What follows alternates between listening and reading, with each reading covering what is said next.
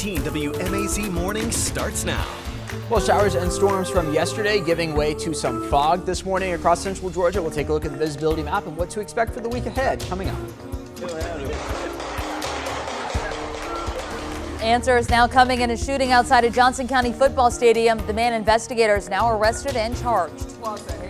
It's back in the spotlight today as 3 men await sentencing. Their prison time the men convicted of murdering Ahmaud Arbery face. And a service dog can change the life of someone who is sight impaired or who lives with another disability.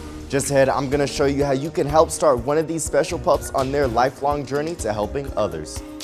Well, good morning. Happy Monday. What a beautiful start to the day we're seeing at the fairgrounds down in Perry. The time is 6:31 on this August 8th. I'm Caitlin Heck. And I'm Wanya Reese. An absolutely beautiful sunrise, but we know it's going to be a hot day here in central Georgia. Can't escape the heat, Alex. Yeah, absolutely. We're also not going to be able to escape the humidity that we already have in place this morning and will stick around through the afternoon hours, waking up to temperatures in the 70s, 74 in Macon, 73 in Warner Robins, as well as down in Hawkinsville this morning, 73 in Cochrane, and 74 to get the morning started in Jeffersonville. More mid to low 70s down to the south as well, 73 in Vidalia and 72 in Rochelle. Are seeing some fog conditions as well this morning. Parts of Peach and Houston counties. Visibility down to a half mile there in Warner Robins, down to 0.8 of a mile there in Butler. We'll continue to watch this as we head through the morning hours. I suspect we'll see this expand as the sun continues to come up here on this Monday morning. The radar picture mostly quiet though. Did see a quick shower in Jones County just a few minutes ago. Temperatures into the 80s fairly quickly this afternoon, up to about 91.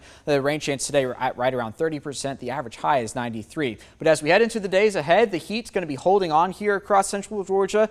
That is until we get to the weekend. We get a pattern change. We'll talk about the details of that coming up in a few minutes. And that means lower humidity, so you'll want to stick around for that. Well, we definitely love to hear that. Thank you, Alex.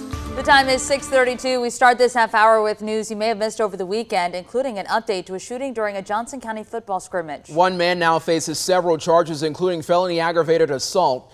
The Johnson County Sheriff's Office says deputies arrested 27-year-old Joshua Russell of Dublin in the case. The Sheriff's Office believes Russell started randomly just shooting into the air on Herschel Walker Drive, just outside of Levitt Stadium in Wrightsville on Friday.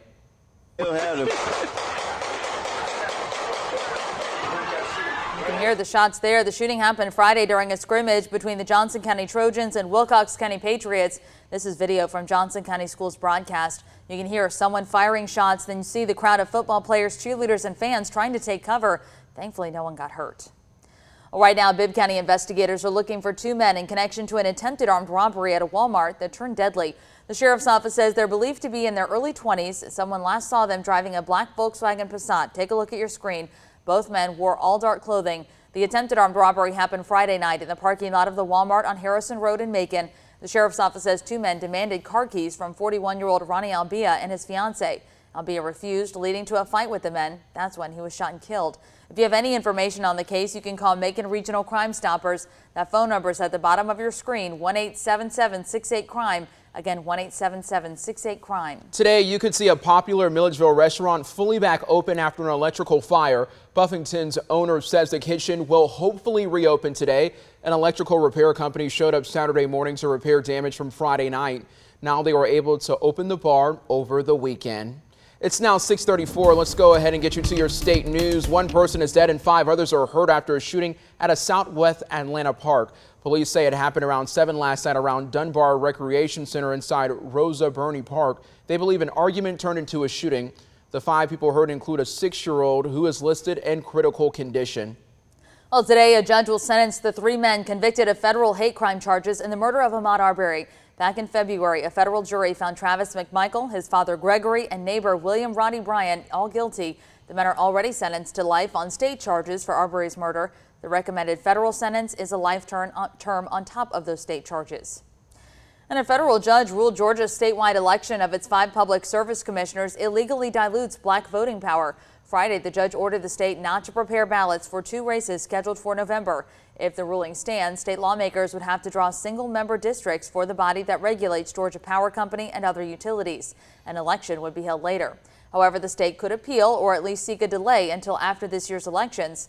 At-large voting has long been subject to legal attack as racially discriminatory, but most cases focused on local elections. Overgrown grass and poor upkeep. Those are just some of the concerns people have voiced about historic cemeteries that Macon County owns or maintains. That includes Rose Hill Cemetery. George Wilson is a Rose Hill Cemetery history buff, and he thinks that overgrown grass is unacceptable. Wilson says he's noticed the problem over the past couple of years. He says Macon Bibb hired a private company to cut the grass 3 to 4 times a year, but that's not enough. Bibb Commissioner Bill Howell says the county has settled on a solution, though. The city of Macon has contracted with a company to cut the 3 cemeteries, and recently we have changed the contract a little bit to where this particular cemetery gets cut 12 times a year. The mayor and Dr. Moffitt have redone the contract a little bit to see that this gets more attention. Howell says that Macon Bibb is listening and they just need a little bit of patience from the community. The private company is getting around $93,000 to maintain Rose Hill. Howell says Macon Bibb will work with county employees to maintain Fort Hill and Evergreen cemeteries. Well, North Macon could get some more business. The developer is asking planning and zoning for their approval today to bring different projects to Bass Road at the Providence Boulevard intersection. It's expected to feature a 3-story building for retail shops and medical offices. Then, next door to that, a gym, tire center, and Piedmont by Wells Street urgent care. Bibb Planning and Zoning meets at 1:30 this afternoon. And as Bibb County looks to expand its airport, they want to create a new position, airport director. A proposed ordinance shows Mayor Lester Miller wants to pay the new director between $105,000 to $168,000 a year to maintain day-to-day functions at the airport. The job description says the new director will be the main contact between the airport, the FAA, and Georgia Department of Transportation. Commissioners meet tomorrow morning at 9 to discuss the position. Service dogs change lives for people. Just ahead, find out how you can volunteer to start a pup on its new life and mission. Plus, a church in Dublin celebrating 215 years. You heard me right. We tell you more about their homecoming service. The time is now 6:37 a.m. here on your Monday morning. 215 years. That's an absolute blessing there. Absolutely. And it looks like they had a great turnout yesterday to celebrate that, which is wonderful. Yes, it's always great. And you know what else is a blessing, Alex, is this sunrise. It's absolutely beautiful all across Central Georgia, honestly. Yeah, and I think the Dublin is the winner this morning for the best shot with that fog over the river there. Also seeing some fog in and around Houston County this morning. We've seen reports of visibility in Warner Robins down to about a half mile from the station down there, which of course is located at the base. So obviously we're looking down in Perry, a few miles away from that. Temperatures, they're in the 70s across the area, 73 in Macon, 75 in Gordon. We've got 73 in Montezuma and 71 to get the day started in Butler, 72 in Forsyth, and 70 in Sandersville. Some clouds as you get off towards the west this morning, closer to the Chattahoochee River. 75 Montgomery, 73 in Columbus, Mississippi, and 71 in Nashville this morning. As we head into the day, we are going to be looking at some scattered showers and storms. Once again, we know how it goes here in the summertime. Activity beginning right around the noon hour today. They're going to be few and far between. I'm thinking about a 30% chance of rain today, but anything we do see, of course, could come with locally heavy downpours. We've got a lot of moisture in the air to work with, so that's going to be a possibility. Also, some frequent lightning, and like we were talking about earlier, if you can hear thunder, you are close enough to be struck by lightning, even if it's not raining at your location. So if you're headed out to the pool today, say maybe after school, something to keep in mind. I know yesterday I was at the pool. We were able to hear thunder, but of course it never rained where we were, and in fact saw a very vivid bolt of lightning as well. Here we go into the evening hours tonight. A few storms will still be possible, maybe lingering into the overnight hours, but mostly dry by the time we get to tomorrow morning. And then for tomorrow afternoon, do the same thing all over again here in central Georgia. I think the best chance of rain is going to be in our northern counties tomorrow, and then into the eastern counties once we get later into the evening hours tomorrow night. Then to Wednesday, another 30% chance of rain here in central Georgia. Notice the general motion of these showers and storms from south to north. That's thanks to an area of high pressure that's in the Atlantic Ocean. Then once we get into the end of the week and into the weekend, notice we're still unsettled here on Thursday, but then by Friday we see a bit more organization. Notice this is a line of showers and storms Friday afternoon moving down to the south. That's a front working its way in here, and both models now have the front getting through central Georgia. That means we're on the drier air side of things. We're on the lower humidity where you see lower temperatures. So if it can get into southern Georgia and stall out, that would be welcome news for us here.